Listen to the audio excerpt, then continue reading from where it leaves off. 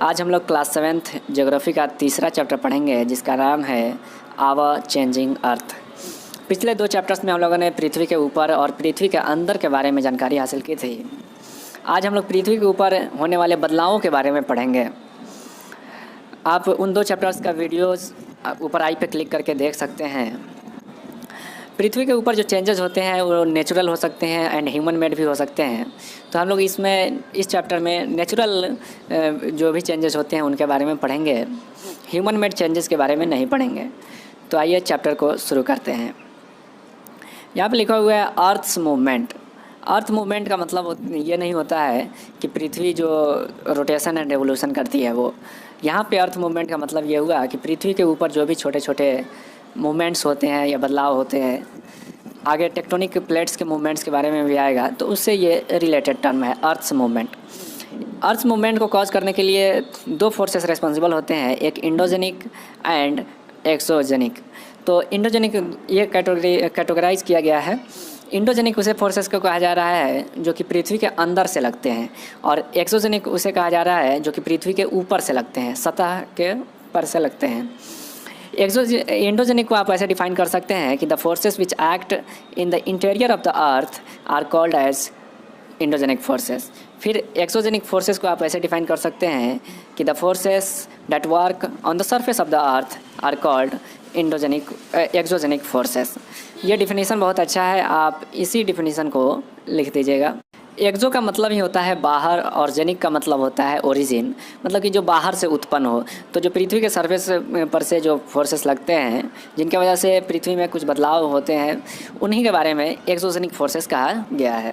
Erosional या deposition होते हैं, दो कॉज करते हैं ये फोर्स। अब जैसे कि कहीं से मिट्टी उठता है, जैसे रिवर फ्लो करता है तो वहाँ से काट करके दूसरे जगह डिपॉजिट कर देता है, तो जहाँ से उठता है उसे इरोजनल कहा गया, और जहाँ डिपॉजिट हो गया उसे डिपोजिशनल कहा गया। इन दोनों इरोजनल एंड डिपोजिशन करने के लिए ये चार फैक्टर्स रिस्पॉन्सिबल हैं। इनके बारे में फिर डिटेल में पढ़ेंगे, ये तो समरी है, समरी समझ लिया जाए। इंडो का मतलब ही होता है कि अंदर, और जेनिक मतलब ओरिजिन। तो अंदर से ओरिजिन मतलब कि पृथ्वी के अंदर से जो फोर्सेस लगते हैं। अब जैसे कि पृथ्वी के अंदर से सडन फोर्सेस लगते हैं, जैसे कि अर्थक्वेक अचानक आ जाता है, वोल्केनिक आ जाता है, वोल्केनो होता है, फिर लैंडस्लाइड होता है। यहीं पे लैंडस्लाइड को समझ लीजिए कि इस इमेज में देखिए कि अचानक से पृथ्वी के ऊपर से लैंड्स खिसक जाते हैं। तो इस इमेज में आप देख सकते हैं। यहाँ पे लिथोस्फेरिक प्लेट नाम का टर्म दिया गया है। देखिए, लिथोस्फेयर का मतलब होता है कि जो क्रस्ट एंड ऊपर वाला मेंटल का पार्ट जो होता है उन दोनों को मिला करके लिथोस्फेयर कहा जाता है। इस इमेज में आप देख सकते हैं। तो यहाँ पे एक हार्ड लेयर होता है, फिर उसके अंदर जब जाइएगा तो मोल्टेन मैग्मा पाया जाने लगता है। तो वो जो हार्ड प्लेट होता है, प्लेट की तरह, उसी को लिथोस्फेरिक प्लेट कहा जाता है। यहाँ पे इसको डिफ़ाइन करने की कोशिश की गई है। इसमें इरेगुलर वर्ड इस्तेमाल किया गया है।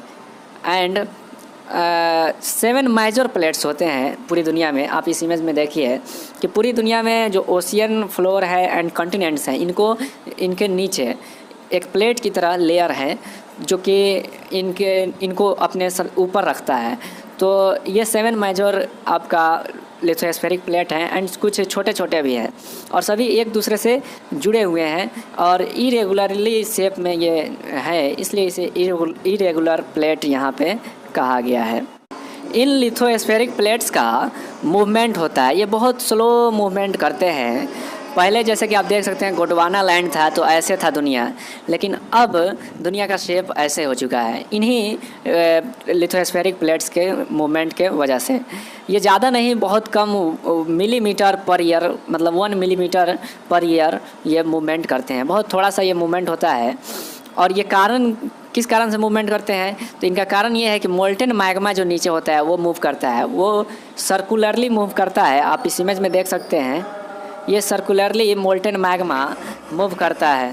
तो इसी के कारण से लिथोस्फेरिक प्लेट का भी मूवमेंट होता है। ये इंडोजेनिक फोर्सेस इन्हीं लिथोस्फेरिक प्लेट्स के मूवमेंट के वजह से पृथ्वी के अंदर से लगते हैं। तो ये दो तरह के मूवमेंट्स कर सकते हैं, slow movement and sudden movement. तो स्लो मूवमेंट में आपका ये डायस्ट्रॉफिक फोर्सेस आते हैं जिससे कि माउंटेन्स बनते हैं, और सडन मूवमेंट जो होता है उन्हीं की वजह से अर्थक्वेक, वोल्केनो एंड लैंडस्लाइड्स होते हैं। ये वोल्केनो का पूरा स्ट्रक्चर दिया हुआ है यहाँ पे। इसमें नीचे ये मैग्मा होता है और मैग्मा क्रस्ट को चीरते हुए ऊपर से बाहर निकलने लगता है। अक्सर ये पहाड़ पे होता है, इसलिए ये पहाड़ दिखाया गया है। और फिर ये जब मैग्मा बाहर जाता है तो उसे लावा कहते हैं, और बीच वाले जो पोर्शन का जो ये वेंट है इसको वेंट कहते हैं, और फिर इसके ऊपरी माउथ को क्रेटर कहते हैं, और फिर ये गैसेस एंड ऐश के रूप में ये बाहर निकलता है, और ये क्रस्ट और मेंटल को दिखाया गया है। तो ये जो है वोल्केनो होता है ऐसा।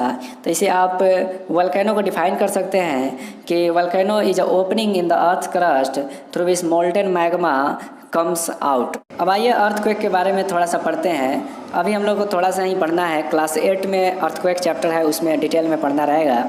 तो अर्थक्वेक को आप ऐसे डिफाइन कर सकते हैं कि the sudden shaking of the earth surface is called earthquake.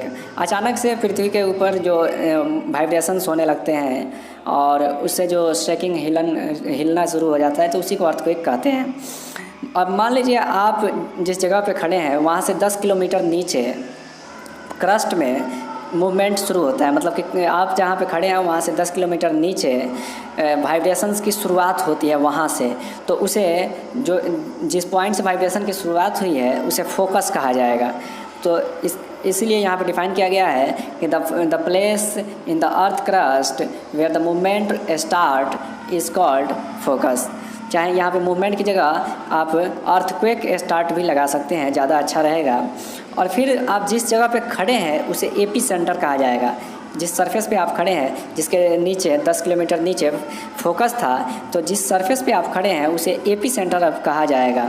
तो इसीलिए यहाँ पे डिफिनीसन दिया गया है कि the place on the surface of the surface above the focus के ऊपर जो सरफेस पे जो पॉइंट रहता है, जो प्लेस होता है, वहाँ को एपी सेंटर कहा जाता है। फिर यहाँ पे दिया गया है कि वेव्स के रूप में ये वाइब्रेशंस ट्रैवल करते हैं। तो वेव्स अभी के लिए आप ऐसा समझ लीजिए कि जैसे कि आप एक पत्थर को पानी में फेंकते हैं तो पानी का वेव्स क्रिएट होता है, उसी तरीके से पृथ्वी में भी वेव्स के ज़रिए से अर्थक्वेक्स का एक जगह से दूसरी जगह जाना संभव होता है। यहाँ पे थोड़ा सा जानकारी के लिए दिया गया है कि P waves, S waves and L waves. तो इनका कुछ खास आपको जानना नहीं है, लेकिन पी वेव्स का फुल फॉर्म होता है प्राइमरी वेव्स, एस वेव्स का फुल फॉर्म होता है सेकेंडरी वेव्स। इन दोनों वेव्स को बॉडी वेव्स कहा जाता है, मतलब कि पृथ्वी के अंदर में इन वेव्स का ट्रैवल होता है। थोड़ा सा ये जान लीजिए कि P waves water and solid, मतलब लिक्विड एंड सॉलिड दोनों स्टेट से पास कर जाता है, लेकिन एस वेव्स सिर्फ सॉलिड स्टेट से पास कर सकता है, लिक्विड स्टेट से नहीं पास कर सकता है। और फिर एल वेव्स की अगर बात करें तो इसे लव वेव्स भी कहा जाता है। तो ये एक सरफेस वेव्स का प्रकार होता है, मतलब कि ये पृथ्वी के सतह पे ये वेव्स ट्रैवल करते हैं। बस इतना जानना है, इससे ज़्यादा जानने की अभी ज़रूरत नहीं है। आपको पता ही होगा कि अर्थक्वेक का प्रेडिक्शन नहीं किया जा सकता है, मतलब ये कि पहले पता नहीं लगाया जा सकता है कि अर्थक्वेक कब आएगा, लेकिन उससे अगर पहले से हम लोग तैयार रहें अर्थक्वेक को लेकर, तो हम लोग बहुत कुछ उसके इफ़ेक्ट्स को मिनिमाइज़ कर सकते हैं, यानी कि कम कर सकते हैं।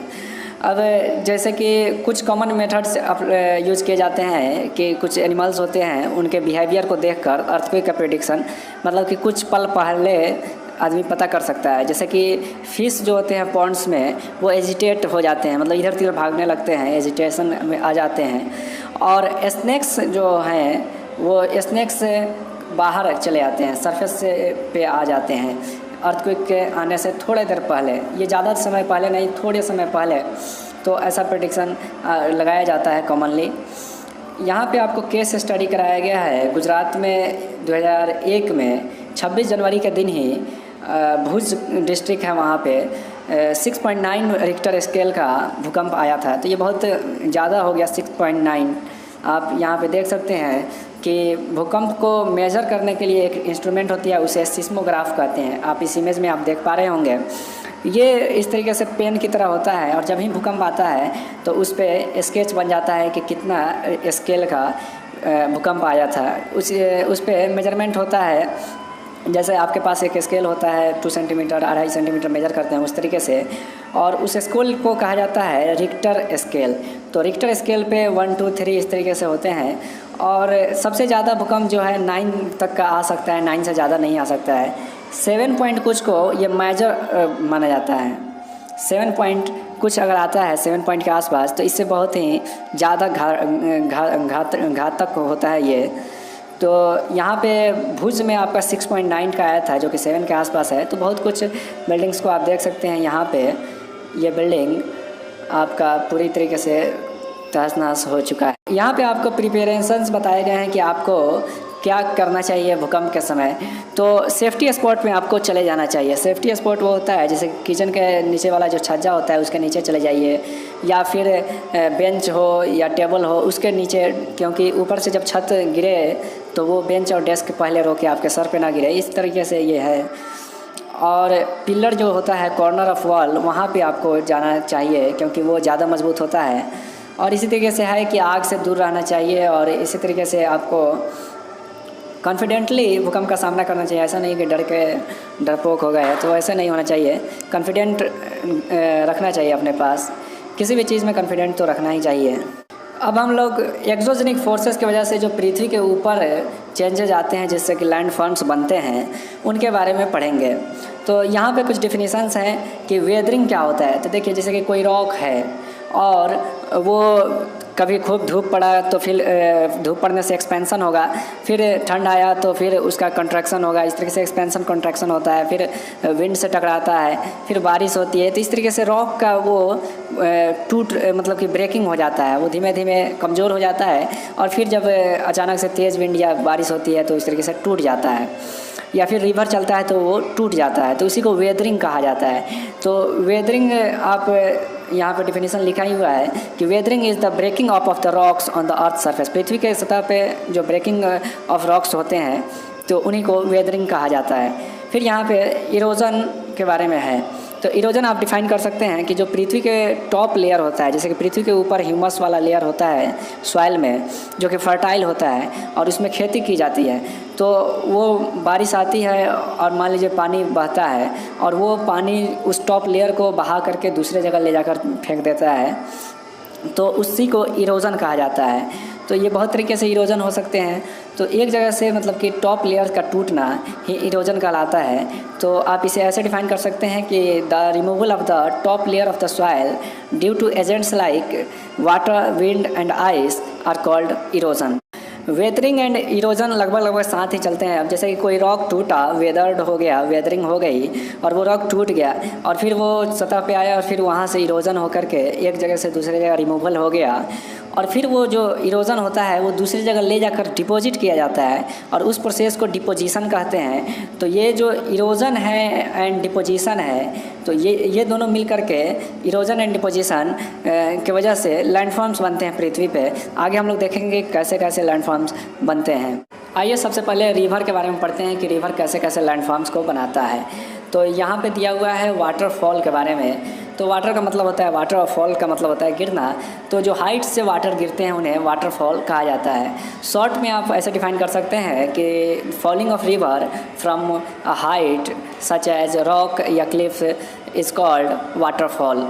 तो जैसे कि एक रिवर चल रहा होता है, इस इमेज में आप देख सकते हैं, तो वो अचानक से अगर उसको नीचे खाई मिल जाता है तो वो अचानक से वाटरफॉल होता है, और उसी को वाटरफॉल कहा जाता है। इसमें एक क्राइटेरिया मस्ट है कि ये ऊपर वाला जो रॉक है ये हार्ड होना चाहिए, क्योंकि जो ही वाटर का मूवमेंट मुड़ेगा तो वो उसे तोड़ना भी चाहेगा। अगर हार्ड रॉक नहीं रहेगा तो उसे तोड़कर बाहर ले जाएगा, जिसे इरोजन कहा जा सकेगा। इसीलिए ये हार्ड रॉक का होना वहाँ ज़रूरी होता है। दुनिया का सबसे बड़ा हाईएस्ट वाटरफॉल आपका एंजिल फॉल है, जो कि वेनेजुएला में है, साउथ अमेरिका में। साउथ अमेरिका कॉन्टिनेंट है, उसमें है। नाइग्रा फॉल का आप नाम सुने होंगे, जो कि कनाडा एंड यूएसए के बॉर्डर पे मिलता है, और ये बहुत फेमस है। और एक और वाटरफॉल है जो कि फेमस है, विक्टोरिया फॉल्स। तो ये आपका अफ्रीका कॉन्टिनेंट में है। अपने देश का भी एक सबसे हाईएस्ट वाटरफॉल है, जिसका नाम आप कमेंट बॉक्स में बता सकें तो बताएं। जब रिवर पहाड़ों से आगे बढ़ता है तो उसका स्पीड धीमे धीमे स्लो हो जाता है, और वो मींडर्स का फॉर्म करता है। मींडर्स का मतलब होता है कि अचानक से मोड़ हो, जैसे कि इस इमेज में आप देख सकते हैं ये अचानक से मोड़ को दिखा रहा है, तो ये मींडर का फॉर्म करते हैं। और इसी तरीके से ये मींडर का फॉर्म करते करते अब मान लीजिए ये रिवर होगा, ऐसे आया होगा और ये ऐसे जा रहा होगा, लेकिन धीमे धीमे यहाँ पे सैंड का डिपोजिशन होता है और सैंड के डिपोजिशन के वजह से फिर ये भर जाता है और फिर ये रिवर ऐसे होकर ऐसे चला जाता है। और ये जो पार्ट जो गाढ़ा था, पहले रिवर यहाँ से जा रहा हुआ होता था, यहाँ पे पानी भर जाता है और ये लेक के फॉर्म में बन जाता है। तो ये लेक मतलब झील होता है। तो ये बो शेप का लेक होता है, मतलब मुड़ा हुआ, और ऑक्स बैल का जो पीठ पे देखते हैं आप, वो उसके साइज़ का होता है, इसलिए इसे ऑक्सबो लेक कहा जाता है। और इस तरीके से रिवर ऑक्सबो लेक भी बनाता है। जब बरसात का मौसम आता है तो रिवर बहुत सारा पानी लेकर आता है और फ्लड आ जाता है। तो उस समय जो भी रिवर आते हैं वो तो माउंटेन्स की तरफ से आते हैं, तो उधर से बहुत सारे मिनरल्स मैटर को भी लेके आते हैं। मिनरल्स मतलब समझ लीजिए कि प्लांट्स और एनिमल्स के जो सड़े गले पार्ट भी तो लेके आएंगे, प्लांट्स और एनिमल्स के भी। और वो जो रॉक्स को तोड़ते हुए लाते हैं वो फाइन पार्टिकल्स में लेकर आते हैं, तो उनका डिपोजिशन यहाँ पे कर देते हैं। देखिए इरोजन हुआ उधर से और यहाँ आकर डिपोजिशन हो गया। और कुछ आगे भी ले जाते हैं तो यहाँ पे कुछ सैंड पार्टिकल्स का डिपोजिशन होता है और ये एलुवियल सॉइल फॉर्म करते हैं। इतना अभी नहीं याद करना है इसे। तो ये जो सॉइल होता है ये बहुत ही फर्टिलिटी वाला होता है, यहाँ पे खेती करना बहुत आसान होता है। तो ये फ्लड प्लेन का निर्माण करते हैं। अब जैसे रिवर आ गया पूरी फुल पानी में, फुल आ गया तो इधर बाढ़ आ जाता है। अब ये जो एरिया दिखा रखा है यहाँ तक रिवर खूब जब भरता है, मतलब खूब रिवर का पानी जब फ्लो होता है बरसात के मौसम में, तो आ जाते हैं यहाँ तक रिवर आपके पानी आ जाते हैं। तो यहाँ तक डिपॉजिट्स होते हैं ये फाइन पार्टिकल्स, सेडिमेंट्स। तो इसलिए इसे फ्लड प्लेन कहा गया है। फ्लड मतलब बाढ़ और प्लेन मतलब प्लेन, तो प्लेन जगह जहाँ पे फ्लड आ जाते हैं यहाँ तक इसे फ्लड प्लेन कहा है। और फिर यहाँ से एक आपको दिख रहा होगा लीव्स, तो लीव्स इसे कहा जाता है। यहाँ से ऊपर पानी नहीं जा पाता है, तो ये आपका लीव्स है। रिवर्स अंततः जाकर ओशियन में मिलते हैं। तो ओशियन में मिलने से पहले जब वो अंतिम छोर पे होते हैं, जैसे कि यहाँ पे है, तो यहाँ से वो पार्ट्स में छिटकने लगते हैं, ठीक है। नंबर ऑफ़ स्ट्रीम्स में हो जाते हैं, अब आप देख सकते हैं इसमें। और इस तरीके से अपने जो भी सेडिमेंट्स लाए रहते हैं, अंतिम सेडिमेंट्स यहीं पे डिपॉजिट करते हैं। तो बीच में ट्रायंगल शेप का एक आकार बन जाता है और ट्रायंगल को मैथ्स में डेल्टा बोला जाता है, इसलिए ये डेल्टा का फॉर्मेशन करते हैं, मतलब डेल्टा बना देते हैं। तो इनका माउथ इसे कहा जाएगा, यहाँ पे समझ सकते हैं। और ये जो पतले पतले ये रिवर्स के जो डिस्ट्रीब्यूटरीज़ बने हैं, इनको डिस्ट्रीब्यूटरीज़ कहा जाता है। तो ये पार्ट्स में डिवाइड हो जाते हैं। बड़े रिवर, मेन रिवर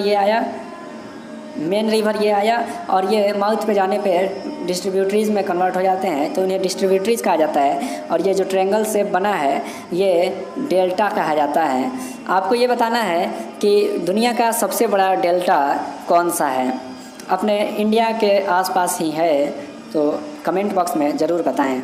अब आइए सी वेव्स के बारे में पढ़ते हैं कि ये कैसे कैसे लैंडफॉर्म्स को बनाते हैं और पृथ्वी पे बदलाव लाते हैं। तो सी वेव्स होते हैं और वो आकर के टकराते हैं जो भी रॉक्स होते हैं या छोड़ होते हैं वहाँ पे। तो इस तरीके से टकराने की वजह से वो धीमे धीमे कैविटी बना लेते हैं, मतलब कि केव बना लेते हैं। जैसे कि बड़ा सा रॉक होता है, उसमें काट कर अंदर गुफा बनाया जाता है। तो उसी तरीके से सी वेव्स के वाटर के आकर टकराने की वजह से ये केव्स बन जाते हैं।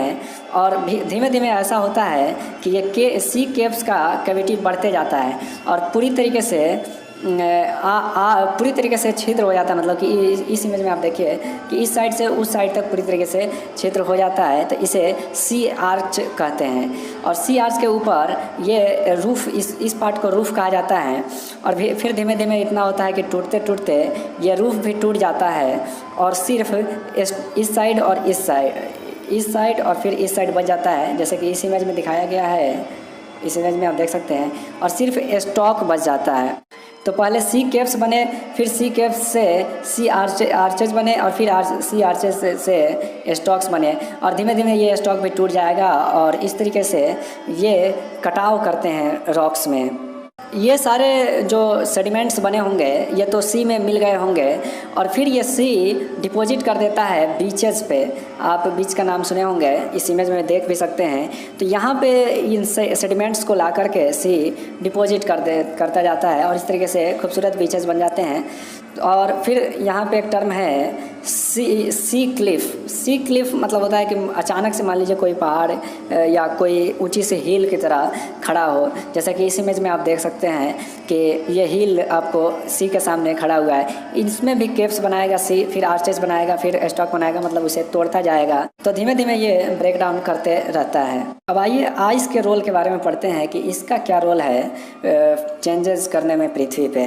तो moving ice is called glacier कहा जाता है, चाहे river of ice is called glacier. तो इस तरीके से माउंटेन्स पे ऐसा होता है कि आइस मूव करते हैं, स्लोप्स भी होते हैं इसलिए वहाँ मूव करना आसान होता है।